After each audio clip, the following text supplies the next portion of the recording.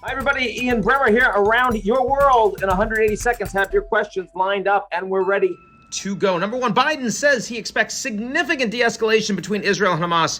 Will the conflict end soon? He wouldn't say that if he hadn't already been told that by Bibi Netanyahu, the Israeli prime minister, as well as the fact the Israeli Defense Forces have already been saying that they've engaged in significant deterioration of Hamas's military and leadership capabilities. That means that within days, you likely get a ceasefire. It's going to be back and forth. The Israelis saying Hamas have to go first. And, even when you get a ceasefire agreed, then you get more violence, you get an outbreak. So it's a bit of a rolling back and forth as opposed to suddenly there's just no more military engagement. But I would be really surprised if in another week we see this level of military conflict and of deaths on the ground, primarily in Gaza.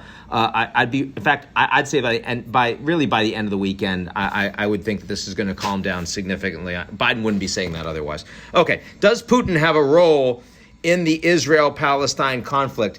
Not a big one. Certainly Putin has come out and been more assertive in opposing Israel, supporting the Palestinian cause.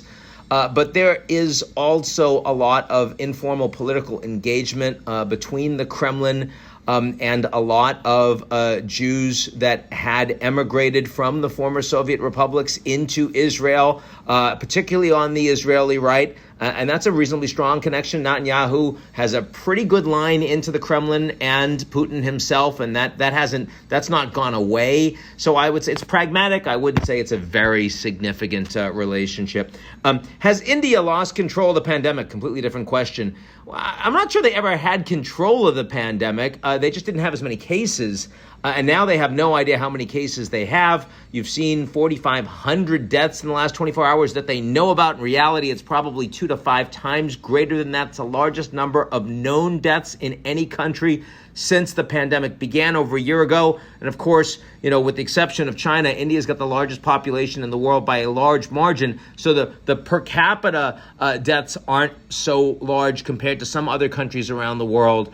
But the impact for variants and spread is massive. And that is, of course, a danger. You're going to get a lot more variants by the end of the year. And India just has no capacity to really get a handle on that. The testing levels in India are de minimis.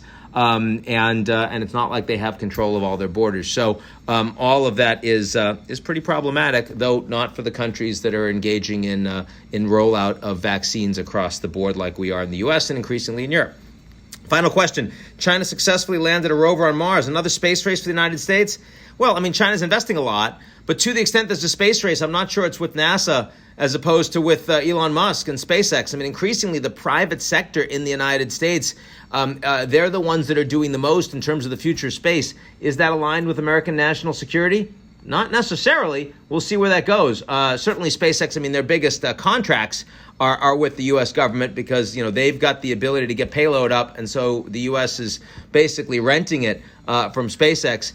But increasingly, Elon Musk is dominating low Earth orbit. That's pretty interesting. He's like one guy. What happens if he changes citizenship? What if he leaves? And what's the U.S. government going to do about regulating that? It's going to be an interesting question. But for now, I think I'd be more concerned about things like technology in the U.S. as well as things like Taiwan, South China Sea, the Uyghurs, a little bit less so about space. Talk to you guys soon. Be good.